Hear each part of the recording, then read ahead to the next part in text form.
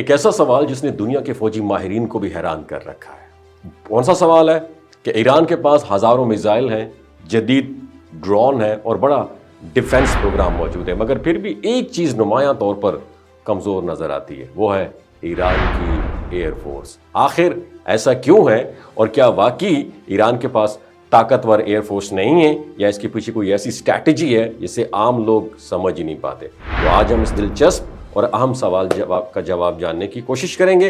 जुड़े रहिए इस वीडियो में मेरे साथ एंड तक। नाज़रीन, हकीकत ये है, ईरान के पास एयरफोर्स तो मौजूद है मगर उसके ज़्यादातर तैयारे कई दहाइयों पुराने हैं। मिसाल के तौर पर F-14 टॉमकैट, F-4 फैंटम और F-5 टाइगर जैसे जहाज जो हैं, जो बुनियादी तौर पर 1970 और 1980 की दहाइयों में इस्तेमाल हुए थे। और दूसरी तरफ ईरान के मुमकिना मुखालिफिन के पास F-22, F-35 जैसे जदीद तरीन स्टील्थ तैयारे मौजूद हैं जो दुनिया की ताकतवर तरीन एयरफोर्स का हिस्सा है।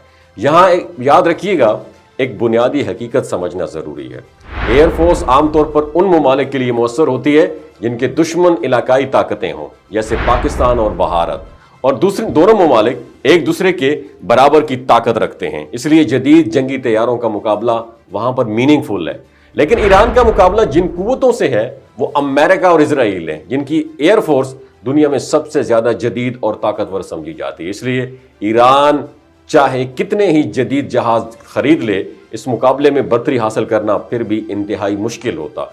और इस सूरत हाल को मजीद चीजें जो पेचीदा बनाती हैं वो है बैनुल अक़वामी पाबंदियां। 1979 के इनकलाब के बाद ईरान पर सख्त पाबंदियां आयद की गई। इन पाबंदियों की वजह से ना सिर्फ जदीद तैयारे खरीदना मुश्किल हो गया, बल्कि पुर्जाजात और टेक्नोलॉजी हासिल करना भी तकरीबन नामुमकिन बन गया। लेकिन असल कहानी यहां से शुरू होती है।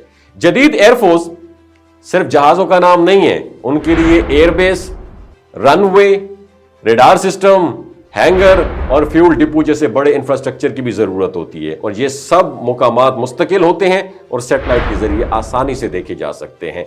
और जदीद जंग में दुश्मन चंद मिसाइलों से पूरा एयरबेस तबाह कर सकता है और फिर जहाज जमीन पर बेकार हो जाते हैं। और इसी वजह से ईरान ने एक मुख्तलिफ रास्ता इख्तियार कर लिया। उसने अरबों डॉलर एयरफोर्स पर खर्च करने के बजाय मिसाइल और ड्रोन टेक्नोलॉजी को अपनी पावर बनाया। और एक आम ड्रोन की कीमत चंद $1000 हो सकती है, जबकि एक जदीद F-35 तैयारा तकरीबन $80 मिलियन का होता है। यानी एक तैयारे की कीमत में हजारों ड्रोन तैयार किए जा सकते हैं।